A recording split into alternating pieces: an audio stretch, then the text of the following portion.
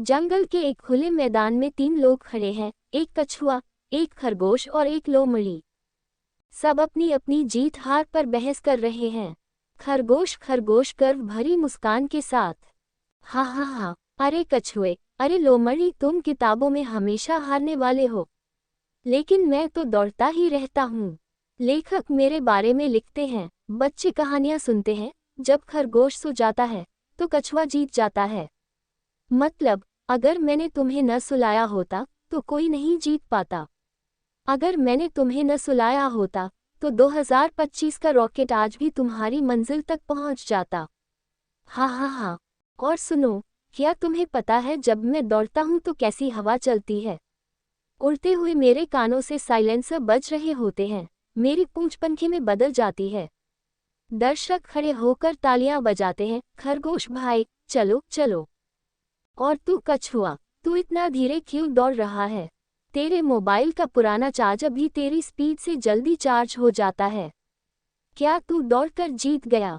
शर्म नहीं आती तुझे? अगर मैंने तुझे रास्ते में न सुला दिया होता तो तू अभी भी घास खा रहा होता और अपनी मंजिल के बारे में सोच रहा होता।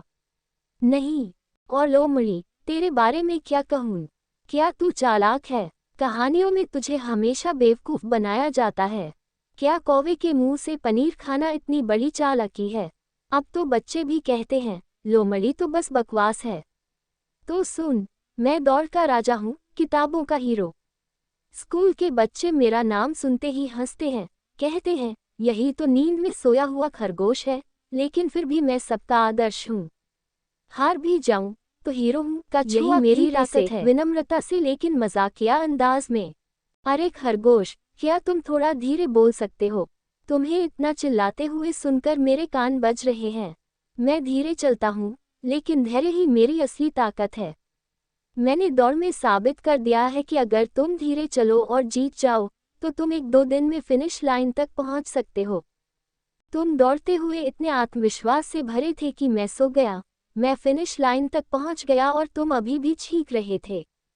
मुझे लगा कि तुम शायद सपनों में मुझे खो रहे हो, इसलिए मैं फिनिश लाइन पर खड़ा हो गया और तुम्हारे लिए ताली बजाई। और लोमड़ी, मैंने तुम्हारे बारे में किताब में भी सुना है, तुमने कौवे को बेवकूफ़ बनाया और पनीर खाया, लेकिन अंत में सबको पता चलता है कि चापलूसी के जाल में फंसना नुकसानदेह होता है। इसका मतलब है कि भले ही तुमने खुद को नुकसान नहीं पहुंचाया, लेकिन तुमने कौवे का मान सम्मान नष्ट कर दिया। इसीलिए तुम किताब में खलनायक हो। मेरी कहानी पूरी दुनिया के लिए है। बच्चे पढ़ते हैं, धीरे धीरे चलने वाला ही दौड़ जीतता है।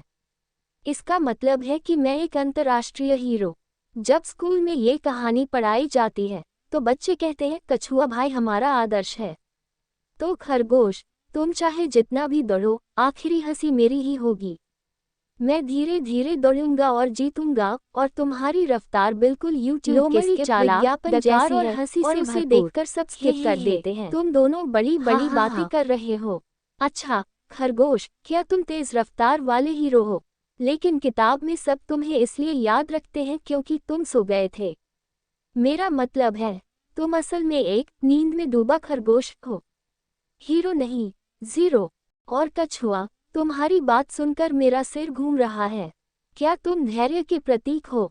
हा हा हा, असल में तुम भाग्य के प्रतीक हो। अगर खरगोश मोबाइल चलाते चलाते सो न गया होता तो तुम अभी भी जंगल के बीचों बीच खड़े सोच रहे होते, मैं अपनी मंजिल कब पहुंचूंगा। तो हीरो कौन है? मैं एक लोमड़ी हूँ, क्योंकि सभी कहानियों में मैं कभी चालाक कभी नासमझी करती हूँ, लेकिन आखिर में मेरा नाम ही चर्चा में आता है। हाँ, वे मुझे चालाक लोमड़ी कहते हैं। आजकल के बच्चे भी यही डायलॉग बोलते हैं, चालाक नहीं, लोमड़ी की तरह मत बनो।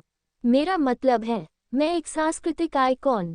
खरगोश सिर्फ एक कहानी में मशहूर है और कछुआ भी सिर्फ एक कहानी में, लेकिन मैं तो दर्जनों कहानियों में नायक और खलनायक दोनों रहा हूँ। कौवे का पनीर खाने से लेकर बाघ को चकमा देने तक मेरी भी अपनी अपनी उपलब्धियां हैं। तो बताओ, किताब का असली नायक कौन है? हा हा हा, मैं, लोमड़ी भाई। जिस कहानी में लोमड़ी ना हो वह कहानी अधूरी है।